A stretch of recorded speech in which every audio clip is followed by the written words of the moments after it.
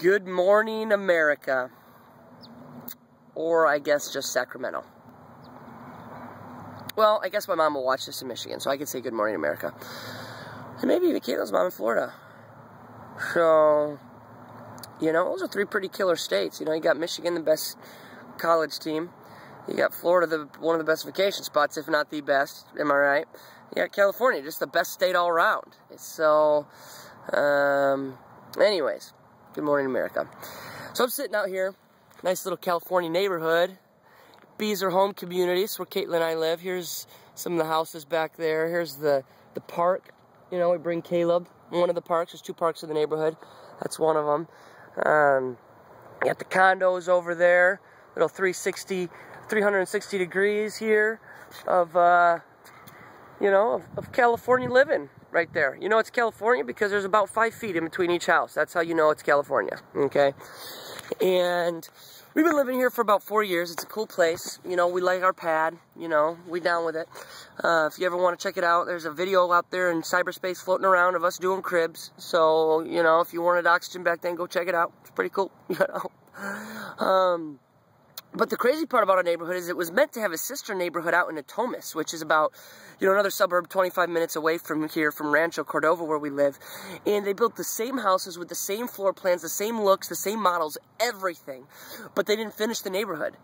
There's only 8 condos and 4 houses, or maybe 8 houses built, because the city decided that Natomas was a flood zone. It was too dangerous to live and too much of a risk to build homes in. So they had to stop it completely. And this was years ago. And so you go out there and you see these 8 houses up and these 4 condos, and you look out and their view is a view of brown overgrown weeds with cords sticking up from the ground and already created streets that are in the neighborhood that there's no houses for. I mean, it's like a skeleton neighborhood, basically. And Caitlin and I, actually, when we were buying a house, we're looking out into Thomas. I mean, we could have very likely ended up in that neighborhood in one of those houses. And it's a crazy picture to me to see the picture, the completed version of what they intended, and then to go out there and see the started but never finished version.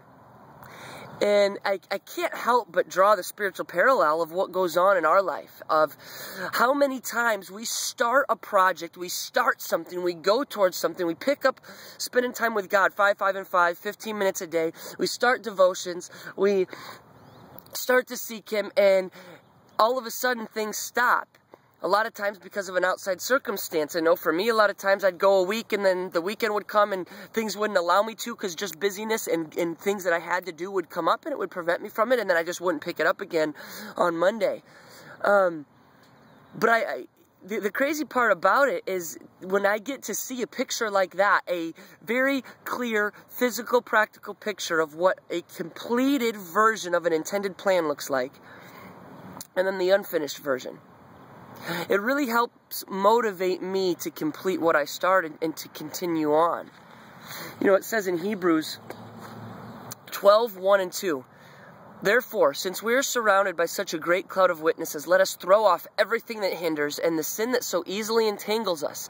Let us run with perseverance the race marked out for us. Let us fix our eyes on Jesus, the author and perfecter of our faith." And so I just want to challenge you and encourage you today to stay the course, okay?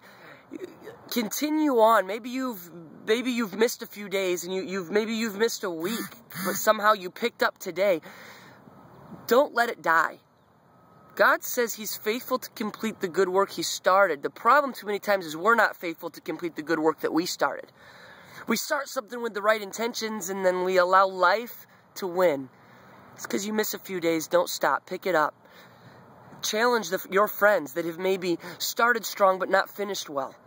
Because it's important that we continue. And, you know, I don't feel God's presence all the time. I get up and pray at 6:15 in the morning, and I don't. I'm tired. I'm exhausted. I have to drink coffee. I have a hard time rolling out of bed.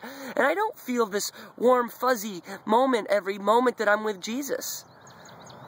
But you know what? I know what the plan looks like. I know what the picture of His presence looks like. And I know that I desire that more than I want to be an uncompleted neighborhood.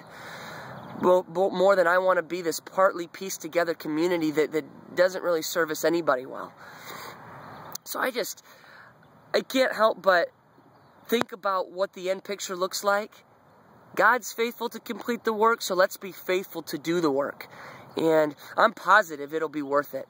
So push on, bring people with you, challenge those around you, your friends that haven't, and let's keep pressing on to build that relationship with God, because He's sitting there just waiting for us to put Him first.